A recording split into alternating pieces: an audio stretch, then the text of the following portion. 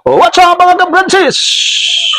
Good afternoon, good afternoon, good afternoon ka-Francis, Luzon, Visayas, Mindanao.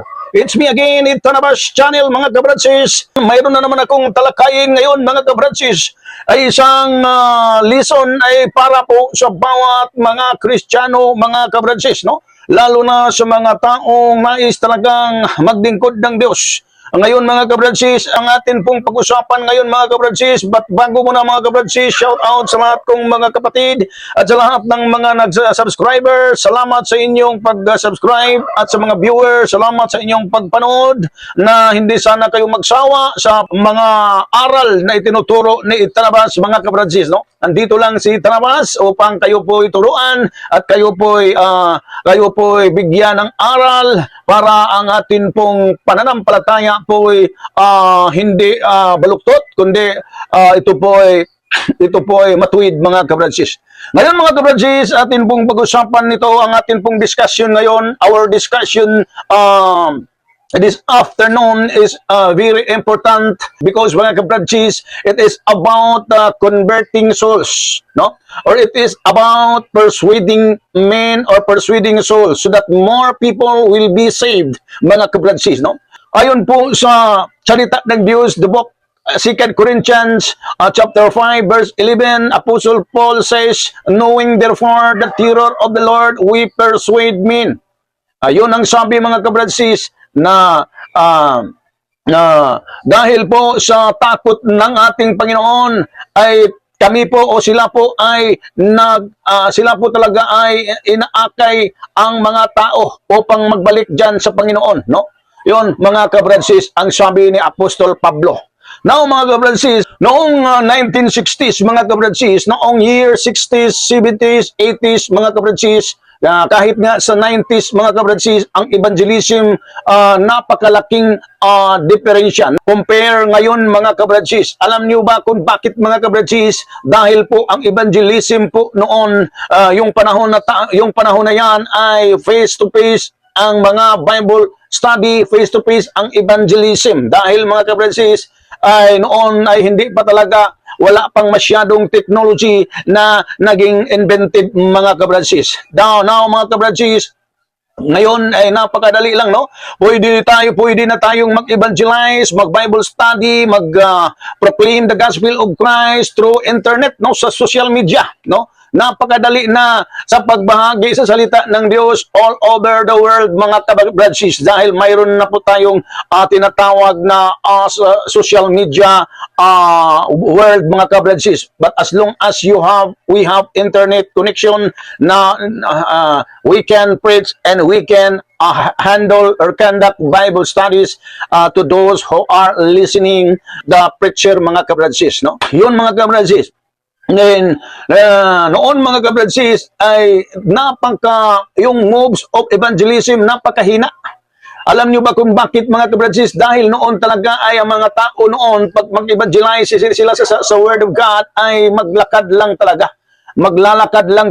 Wala pang sasakyan, wala pang naganap o wala pang na-invento na sasakyan, no? Especially mga ka-Francis during the time of Jesus Christ and even the time of Apostle of Jesus Christ mga ka-Francis, no? Kung atin pong balikan at tingnan mga ka-Francis ang ministeryo ng ating Panginoong Jesucristo o ni Jesus Christ, kung siya po ay magpunta talaga doon sa desierto, doon sa ilang, no, kasama ang kaniyang mga disciple, no, yun ang mangyari talaga, maglalakad lang, tapos nang nalaman ng multitude of people that they were there in the desert, din ang mga tao talaga ay magpuntahan doon at ganun pa rin maglalakad lang. Kahit gaano kalayo, kahit anong layo ang lalakbayin ng mga tao noon, ay hindi sila tinatamad dahil sila talagang pupuntahan talaga nila ang miraculous na ating Panginoong Hesus mga ka-Francis. Talagang maglakad lang talaga.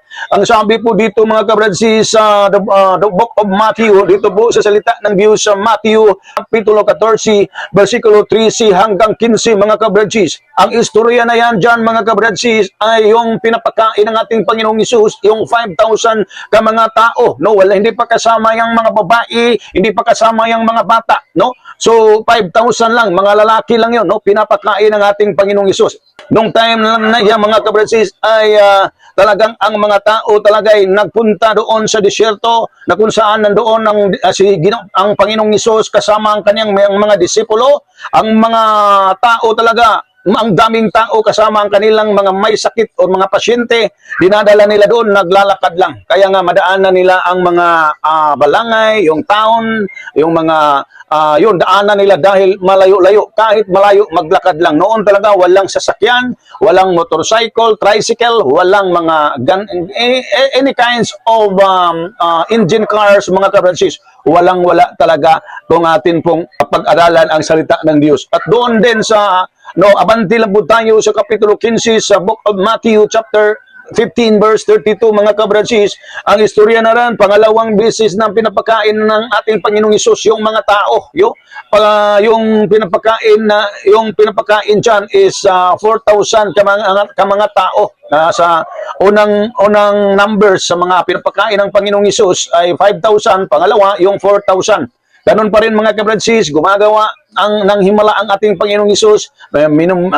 Talagang pinaparami talaga ang tinapay at isda o ulam, mga kabransis. Yung istorya na dyan, mga kabransis, sabi ng mga apostol doon po kay Panginoong Hesus, Panginoong Hesus, ay papauwiin nyo na ang mga tao dahil 3 araw na silang walang kain. Talagang wala silang kinakain, kaya papauwiin nyo na sila. Ang sagot ng ating Panginoong Hesus doon po sa mga apostoles or disciples, ang sabi ng ating Panginoong Hesus, huwag ninyo silang papauwiin. Tayo ang magpapakain sa kanila. Dahil pagpapauwiin ninyo sila, baka naman sila po'y manghimatay dyan sa daanan. No? Tingnan ninyo, mga kabransis.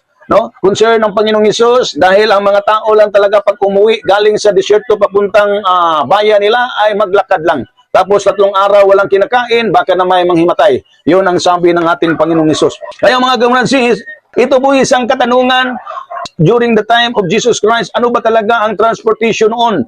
At saka sa mga apostle of Christ. Number 1, pwede nating sabihin, mga kabransis, na isa dito na ang transportation talaga noon sa panahon ng ating Panginoong Hesus, kahit sa mga disciples of Jesus Christ, ito pong bangka, no? Ito pong tinatawag na boat, yung sasakyang pangdagat. During the time of Jesus Christ in 1st century AD, ang mga boat noon, there were no boats with engines. Walang makina, walang engines ang mga bangka, ang mga sasakyang pangdagat talaga noon, mga kabransis. These vessels used for fishing and transportation. Ginagamit talaga ito sa pangisda at yung transportation, ginagamit din ng transportation or for travel or for journey, mga kabransis, ang mga vessel noon with no engines, mga kabransis, no? Ano bang makapapaandar dito, mga kabransis? It were propelled by human power, no? Kailangan talaga na mayroon pong lakas ng tao. Kaya nga ito, mayroong rowers, yung magbubugsay, no? Tagabugsay ng dagat or propelled, parang itutulak ang sasakyang pangdagat sa pamamagitan ng human power, or like for example, rowers, mga kabransis, yung mga tagabugsay, yung dagat, gamit yung malapad na kahoy sa dulo, mga kabransis, no? Para bang hihilain nila ang dagat, no? Ganon, mga kabransis, no?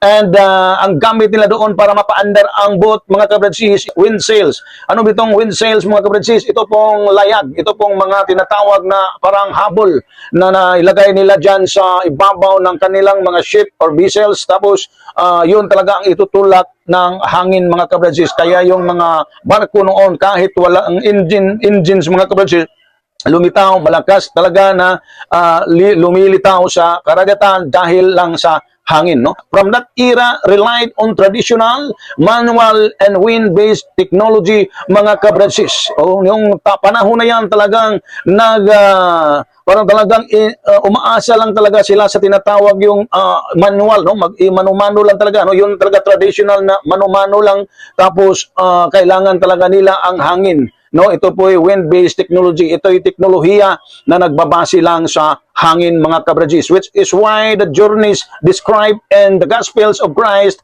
often required intense rowing and depended on wind conditions, mga kabransis, no? Ni-required talaga, pag mayroong boat or bangka, barko noon, ay talagang ni-required talaga itong mga taga-bugsay, no? Taga-bugsay ng dagat, mga kabransis. And nagdepende din ito, mga kabransis, sa kondisyon ng hangin, mga brother and sisters, no? Kaya bisa kahit pa nga, mga kabransis, yung expedition ni Ferdinand Magellan noong 15th century, mga kabransis, no? While nag-circumnavigate ang explorer Ferdinand Magellan at sa kaniyang kasamahan, mga kabransis, nag-circumnavigate sila sa buong mundo or sa lahat ng bansa. Yung barko nila, mga kabransis, mga sinasakyan nilang pangdagat ay wala talagang makina. No engine, mga kabransis, no engine talaga, mga kabransis, ang mga ships or vessels na ginagamit ng mga Kastilang ito, mga kabransis, no? Tandaan niyo yun, kahit 15th century, no? Yung panahon ni Jesus Christ o 1st century. Pagdating naman sa 15th century, napakarami ng taon ng nakaraan, no? 1500 years. Yung 100 years lang, 1st century, talagang wala talagang engine. No? Pagdating din sa 15th century, 1500 years, ganun pa rin. Sa panahon nila ni Magellan, nang sila po'y nag-circumnavigate sa buong mundo, ay naggumagamit lang sila sa bangka or sa barko, ship, or vessels without engine, mga kabransis. No? Talagang noong the original ships of Ferdinand Magellan noong 1519 to 1522, dahil yung mga taon na yan ay sila po'y talagang naglalakbay sila sa karagatan, no? sa sakay sa kanilang mga barko, mga kabransis. Yung expedition nila diyan did not have engines. Saan ba talaga sila umaasa, no? They were relying solely on wind power and sails for propulsion. Sila po'y umaasa lamang sa lakas ng hangin at saka yung mga layag, no? Layag para mapaandar ang kanilang mga barko. Yung sinatawag kong yung layag, mga kabransis, no? Kung tingnan natin yan sa napakalumang picture, talagang makikita mo ang barko nila ni Magellan at saka sa mga kasamahan, no? Punong-puno sa parang habol, mga kabransis. Now, kailan ba na ito na-invento ang barko na may makina or may engine, mga kabransis? Or when was the ship with an engine invented, mga kabransis? Noong 1807, mga kabransis, up to 19th century. Sa ito ba? Ibig sabihin, from 18th century to 19th century, yun pa nagkaroon ang mundo ng ship with engines. Yung barko na mayroon ng makina, na hindi na kailangan itong mga sails o yung mga sails o yung mga layag, at hindi na kailangan yung human power, mga kabransis, dahil mayroon ng engine during the time, but hindi pa gaano karami ang mga ships or vessels on the time, mga kabransis, no?